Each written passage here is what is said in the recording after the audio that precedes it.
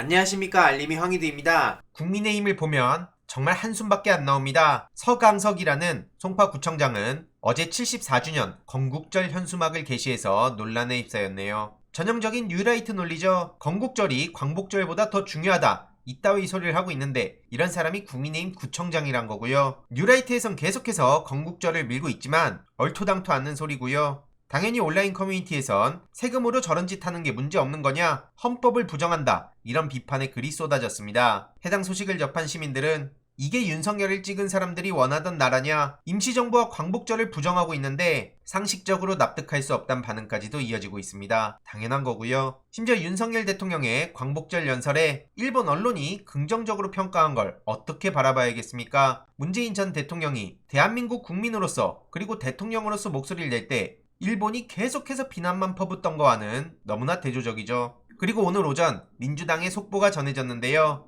당헌 80조 관련한 내용입니다. 기존엔 기소와 동시에 당직자의 직무를 정지한다고 해서 논란이 됐는데 이를 하급심 금구형 이상 유죄 판결시로 개정하기로 했고요. 물론 이에 대해서도 우리의 목소리가 나올 수밖에 없다고 봅니다. 하지만 이렇게 한 걸음씩 변화를 주는 게 중요하다 보고요. 주체도 윤리심판원이 아니라 최고위원회로 바꾸기로 의결했습니다. 이 또한 굉장히 중요한 거죠. 이번 전당대회가 더더욱 중요해진 상황이고요. 검찰 공화국에선 당연히 우리 편 장수를 보호해야 된다는 목소리도 많이 나오고 있습니다. 애초에 기소 시에 직무 정지한다는 건 과했다는 반응도 많고요. 이를 두고 언론에선 이재명 방탄 논란, 당헌 개정 의결이라고 프레임을 씌우려고 하고 있지만 여기에 전혀 굴할 필요도 없습니다. 실제로 지금 검찰의 난동을 보세요. 박지원, 서훈, 서욱 동시에 압수수색을 했다고 합니다. 압수물 분석이 끝나는 대로 이들을 불러서 소환조사할 계획이라고 하는데 참 빠르게 움직이죠. 이외로도 국방부, 그 예하부대, 해경, 국가안보실, 국정원 등 연려 곳을 대상으로도 압수수색을 진행 중이라고 하는데 당연히 어처구니가 없단 반응이 나올 수밖에 없죠. 검찰 개혁을 해야만 하는 이유를 있는 그대로 증명하는 거라 보고요. 김건희 자택 압수수색은 왜 아직까지도 안 하는가? 이런 질문을 계속해서 할 필요가 있죠. 물론 검찰이 저렇게 난리를 쳐도 박지원 전 원장은 남은 수첩이 있다, 이런 상황인데요. 검찰이 휴대폰과 수첩 5건 등을 가져갔다고 합니다. 그런데 애초에 어이가 없는 건 국정원이 받은 첩보를 삭제한다고 원 생산처인 군의 첩보가 삭제되냐? 틀린 말 하나 없고요. 한동훈의 속이 너무나 비친다. 결국 이건 부메랑으로 돌아올 거란 지적도 빠짐없이 나오고 있고 지금 홍수로 전국이 쑥대밭 됐는데 엉뚱한 짓을 하고 있다는 비판까지도 나오고 있죠. 그럼에도 불구하고 역시 박지원 전 원장은 여유를 보이고 있는데요. 애초에 국정원 서버를 박지원 전 원장이 삭제 지시했다면서 왜 집을 압수수색하냐? 국정원 서버를 압수수색해야지, 이렇게 일침을 가하기도 했고 이건 애초에 겁주고 망신 주기 하려는 건데 그렇게 생각하지 않는다. 정권 바뀌자마자 저런 식으로 고발에 나선 국정원 행태도 따끔하게 꼬집었고요. 이에 많은 시민들은 괜히 정치 구단이 아니다, 문재인 정부를 못 잡아서 안달이 났구나, 지금이 박정희 유신 정권이냐, 이런 비판까지도 나오고 있습니다. 어쨌든 내일 취임 100일인데 윤석열 대통령의 지지율은 곤두박질을 치고 있죠. 누구의 리더십을 배워야 한다고 생각하냐? 이런 질문에는 노무현 전 대통령을 꼽은 대답이 압도적으로 많았고요. 그렇다고 윤석열 대통령이 필요할 때 노무현 김대중 전 대통령을 언급하는 것도 황당할 따름입니다. 최근 KBS, MBC 여론조사 결과 긍정 28%로 여론조사 결과가 같았다는 거고요. 잘하고 있다는 게 28%가 임기 말 대통령도 아니고 갓 취임했는데 얼마나 형편없으면 이런 결과가 나올까요? 유권자의 3분의 2는 잘못하고 있다고 꼬집고 있고요. 문재인 전 대통령을 향해선 그렇게 비난을 퍼붓고 비교하고 우위에 서려고 하더니 이런저런 리스크가 계속해서 커지고 무능함이 탄로나자 슬림화라는 원칙이 흔들리고 있다는 얘기가 나오고 있습니다. 인력을 보강하는 쪽으로 방향을 잡았다는 거고요.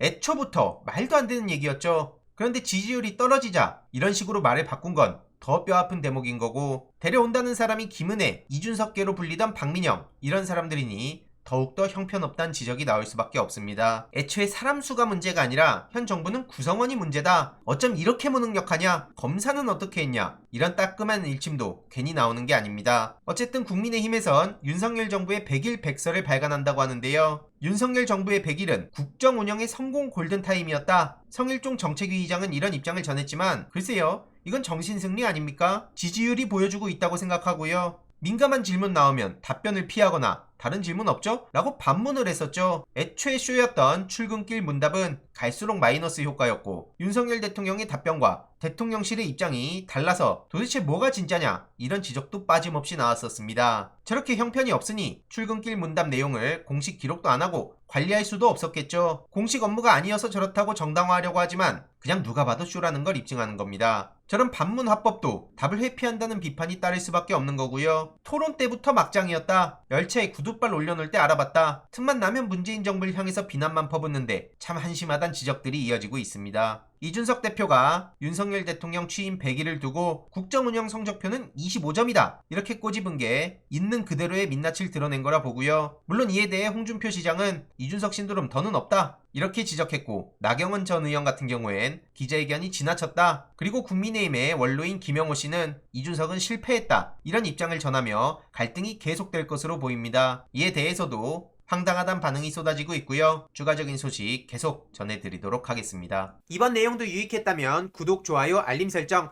멤버십 가입 정말 큰 힘이 된다는 점 말씀드리고 싶습니다. 이번 내용도 주위에 널리 공유 부탁드립니다.